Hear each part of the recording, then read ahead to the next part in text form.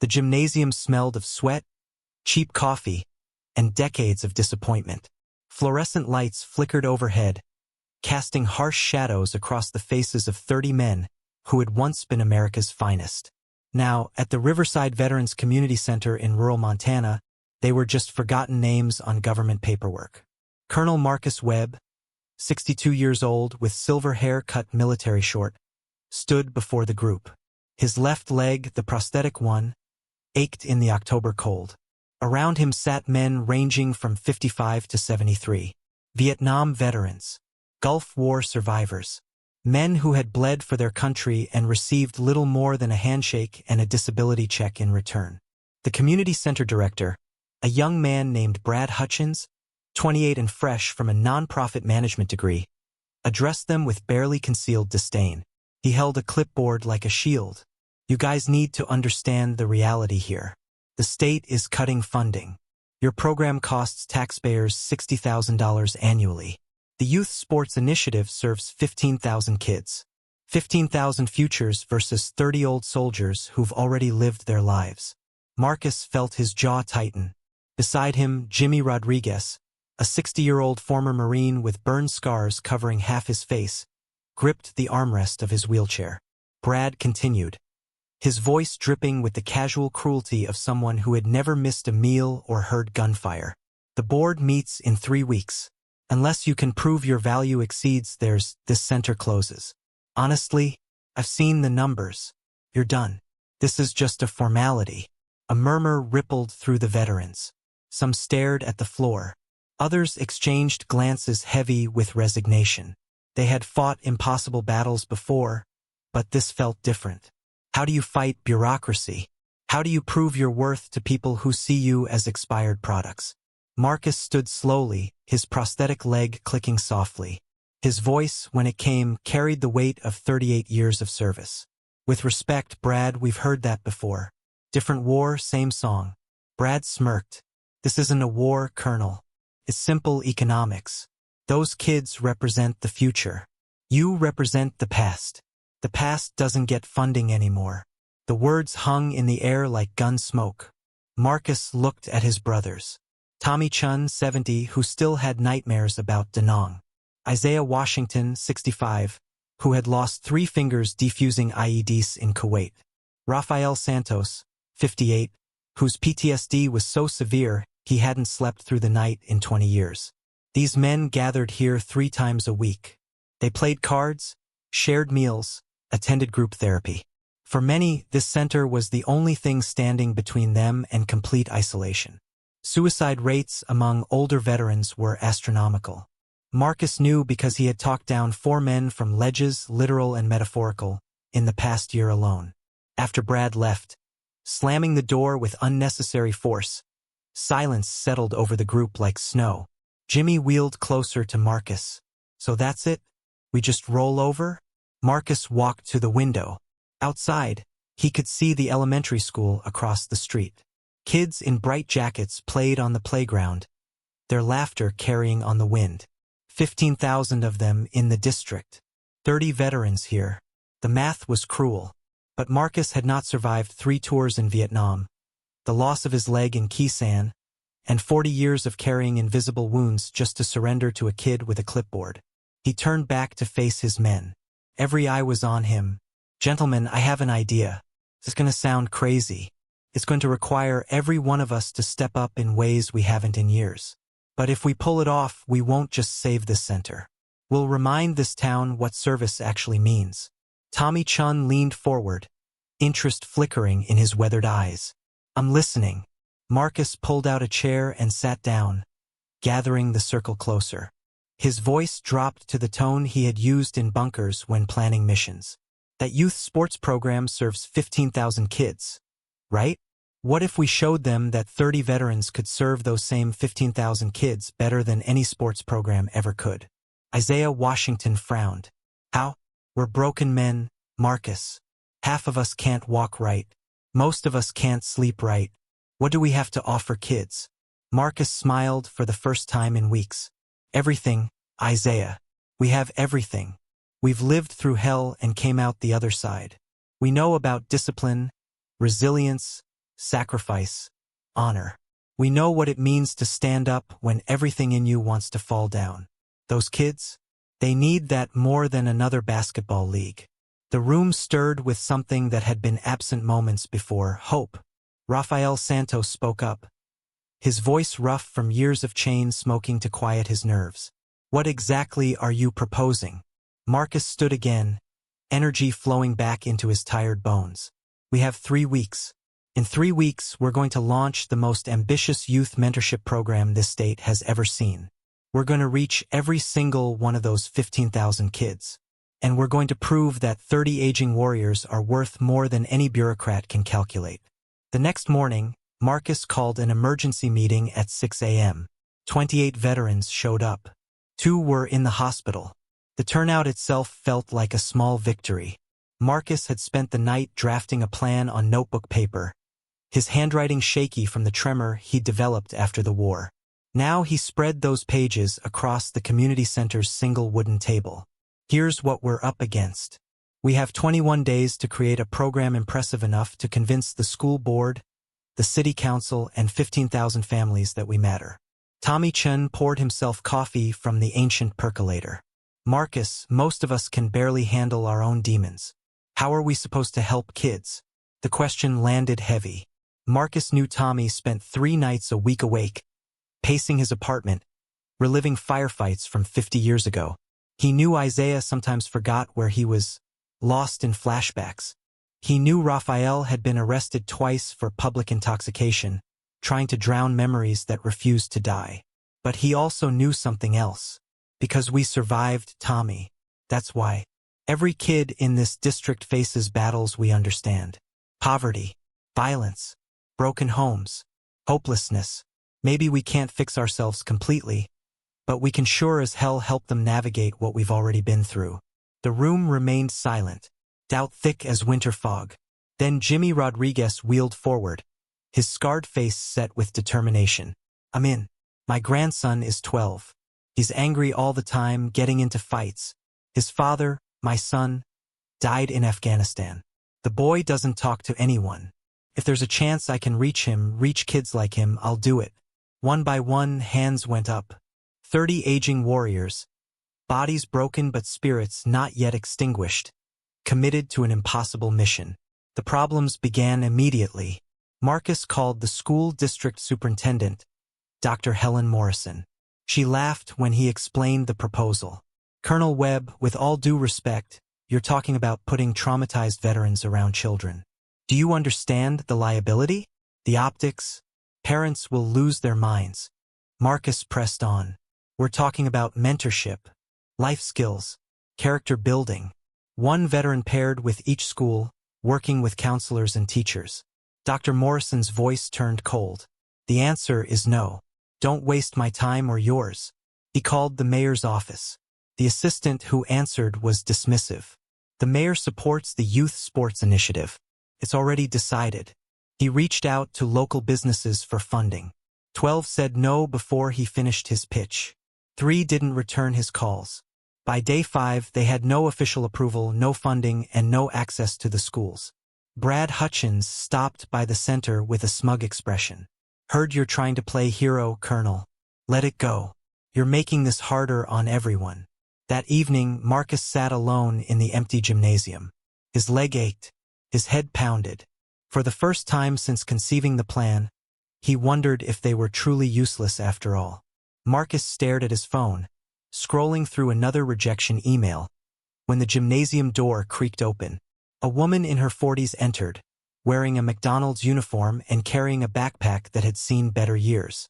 Excuse me, are you Colonel Webb? Marcus looked up, exhausted. That's me. The woman approached slowly, nervous energy radiating from her. My name is Sandra Mitchell. My son attends Lincoln Middle School. He's 14. Last month, he tried to kill himself. The words hit Marcus like shrapnel. He stood immediately, gesturing to a chair. Please sit down. Sandra's hands trembled as she spoke. Tyler's father left when he was 6. I work 2 jobs. I'm never home. He got bullied at school, started cutting classes, falling in with the wrong crowd. I found him in the garage with a belt around his neck. Marcus felt his chest tighten. He had lost 3 friends to suicide after they came home. The pain never got easier. Sandra continued, tears now streaming down her face. The school counselor sees 60 kids. Tyler gets 15 minutes every 2 weeks. The therapist I can afford canceled our last 3 appointments. I heard you're trying to start some kind of program with veterans. I don't care what the superintendent says. I don't care what anyone says. My boy needs someone who understands what fighting to survive actually means. She pulled out her phone, showing Marcus a picture of a thin teenager with hollow eyes and a forced smile. He looks like he's already given up. Please, if there's anything you can do. Marcus took the phone, studying Tyler's face. He saw himself at 15, angry at a world that didn't understand him. He saw every young soldier he'd commanded who carried invisible wounds. Something shifted in that moment. Ma'am, give me your number. I promise you we're going to help your son. Not just him. Every kid in this district who needs us. After Sandra left, Marcus gathered the veterans. He told them about Tyler, about a mother working herself to death trying to save a child she was losing anyway. Jimmy Rodriguez wiped his eyes. How many Tylers are out there? Marcus pulled out statistics he had researched. In this district alone, 217 kids flagged for severe behavioral or emotional issues. Hundreds more struggling quietly. The schools are overwhelmed. The parents are overwhelmed. But we're not. If you're watching this and you've ever felt like nobody understands your struggle, I want you to know something. These 30 men are about to prove that it's never too late to stand up. And if their story moves you, hit that subscribe button right now, because what happens next will restore your faith in second chances. The next morning, Marcus didn't call the superintendent. He didn't call the mayor. Instead, he called the local newspaper, the Montana Tribune, and told them he had a story about veterans being cast aside while children suffered. The reporter arrived within 2 hours. The article hit the front page 3 days later. The headline read, 30 veterans offer to save 15,000 kids. District says no. Marcus's phone exploded with calls. Parents, teachers, local veterans organizations. By noon, the story had been picked up by regional news stations. By evening, it was trending on social media across Montana. Dr. Morrison called, her voice tight with barely controlled anger. You went around me. You manipulated the press. Marcus kept his tone steady. I told the truth, Helen. 30 men want to serve their community. You're the one who said no to hurting kids getting help. The superintendent hung up, but something had shifted. The pressure worked. Within 48 hours, Dr. Morrison called back with a compromise. You get a pilot program. 1 school. 30 days. If there's a single incident, a single complaint, you're done permanently. Marcus took the deal. Lincoln Middle School became ground zero. Principal Janet Reeves, a skeptical woman in her 50s, gave them access to 12 students flagged as high risk. Tyler Mitchell was number 1 on the list. The veterans deployed like the trained soldiers they were. Each man took 1 student. They met after school 3 times a week. No curriculum, no scripts, just conversations between broken people trying to help each other heal. Jimmy Rodriguez sat with Tyler in the school cafeteria on a gray November afternoon. The boy wouldn't make eye contact, arms crossed defensively. Jimmy didn't push. He simply rolled up his sleeve, revealing the burn scars that covered his arm like a grotesque map. Got these in Fallujah. Truck bomb. Killed my best friend. I thought about joining him for years afterward. Tyler's eyes flickered up. Jimmy continued, voice steady. Every morning I wake up and make a choice. Let the pain win or find one reason to keep going. Some days that reason is small. A good cup of coffee. My grandson's laugh.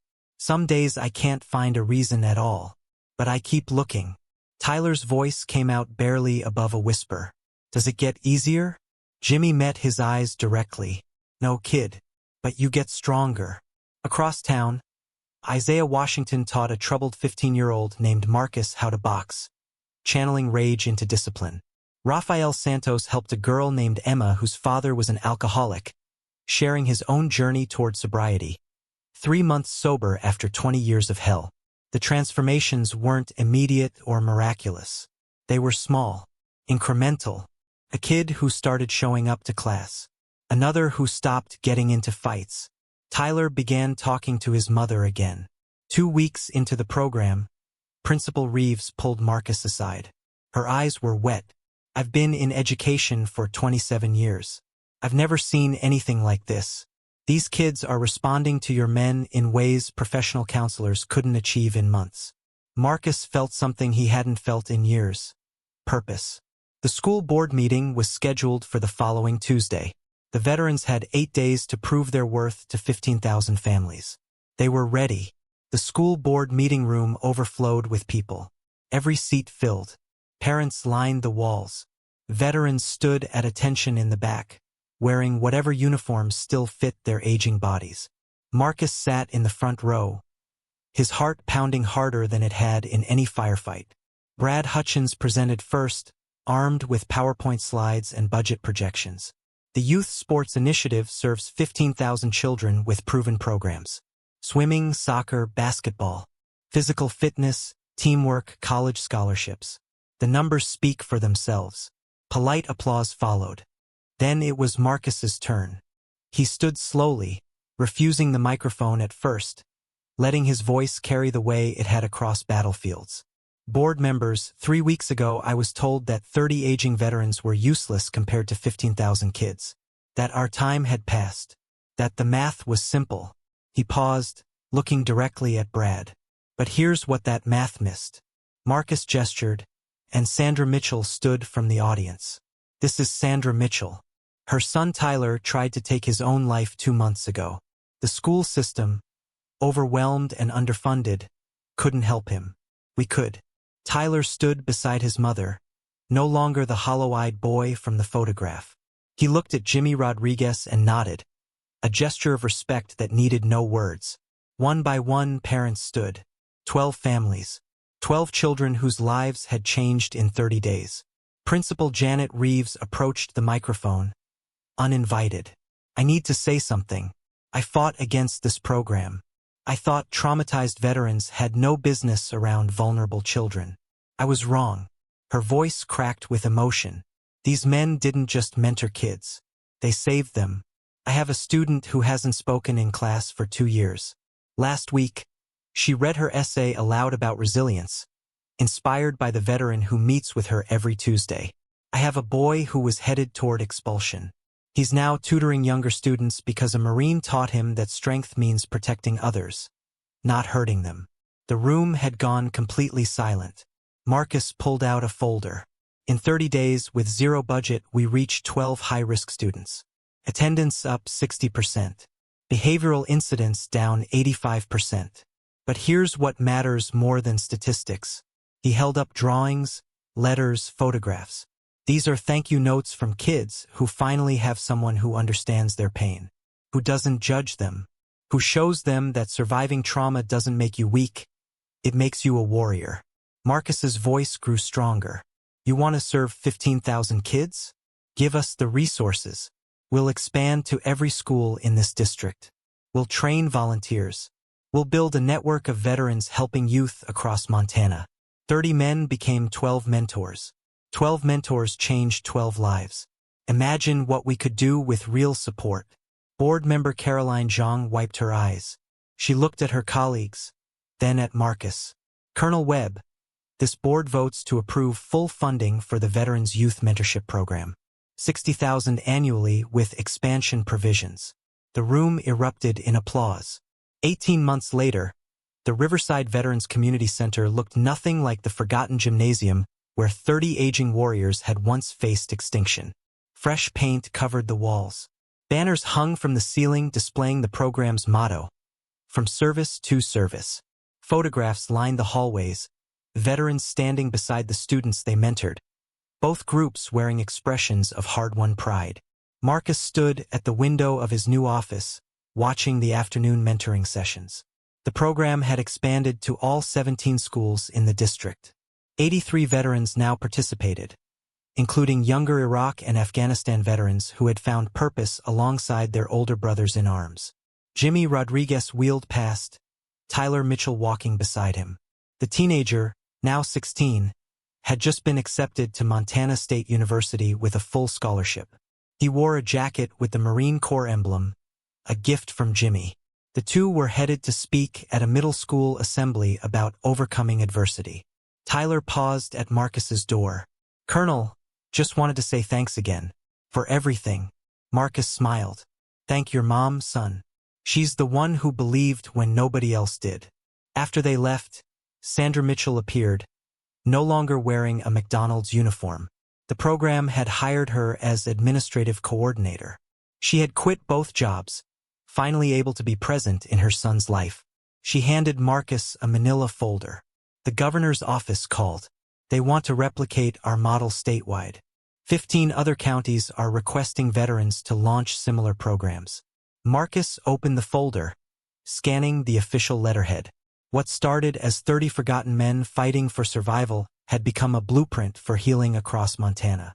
Isaiah Washington appeared in the doorway, accompanied by a young girl named Emma, the one whose father struggled with alcoholism. She was holding a trophy, first place in the state science fair. Her project, the neurological impact of mentorship on trauma recovery. Rafael Santos stood behind them, 3 years sober now, his face carrying a piece that had been absent for decades. "Colonel, the VA hospital wants us to train their staff on peer mentorship models. They're flying us to Washington, D.C. next month." Marcus felt the weight of every painful step that had led them here. The rejection, the humiliation, the moment when 30 aging warriors were told they were useless compared to the future. That evening, as the center closed, Marcus gathered the original 30 in the gymnasium where it all began.